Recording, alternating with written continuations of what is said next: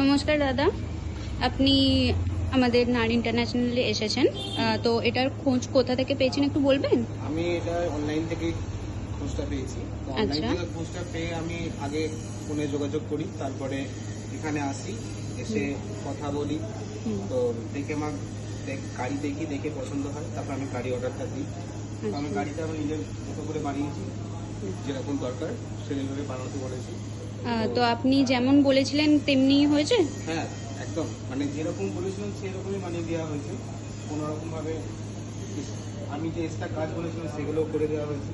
যেমন এই লাইটটা লাগানো ছিল না, লাগাতে বলেছি, লাগিয়ে দেওয়া হয়েছে। কালার চেঞ্জ করার কথা বলেছিলাম, কালারটাও চেঞ্জ হয়ে গেছে। আচ্ছা, তো আপনি হ্যাপি তো? হ্যাঁ, মানে একদম, সবকিছু মানে ঠিকঠাক? সবকিছু ঠিকঠাক আছে। আচ্ছা। একদম গাড়ি কোনো যেরকম বলেছিলাম ঠিক সেরকমভাবেই গাড়ি তৈরি করা হয়েছে।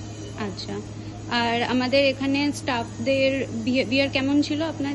এখানকার স্টাফেদের বিহেভিয়ার খারাপ ছিল না, খুবই ভালো।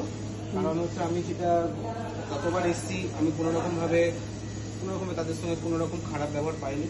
সবসময় তারা ভালোভাবেই আমার সঙ্গে ব্যবহারটা করেছে, যাতে আমার গাড়ি এখানে স্যাটিসফাই হয় সেইভাবেই আমি করতে পেরেছি বা নিতে পেরেছি।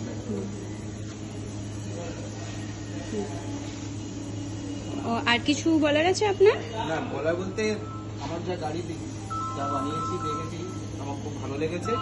আর আমার যত মানে আমার ক্লোজ ফ্রেন্ড বলুন, আমার ক্লোজ বন্ধু বলুন, যারা যদি আরো কোনো দিনের এরকম গাড়ি নিতে চায় আমার গাড়ি থেকে, তো আমি তাদেরকে বলবো এখানে আসার জন্য, যাতে তারা এখানে এসে তাদের নিজের মতো করে মনের মতো করে গাড়ি বানাতে পারে, বানিয়ে তারা নিয়ে নিজের কাজের জন্য রেডি করতে পারে।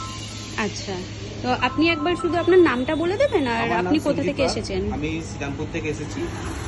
আমার গাড়ি এখানে নেওয়ার ইচ্ছা ছিল, তাই এখানে এসে দেখলাম, দেখে পছন্দ করে গাড়ি বুক করলাম, তাতে আমার ভালো লেগেছে, খুব আচ্ছা, ভালো লেগেছে।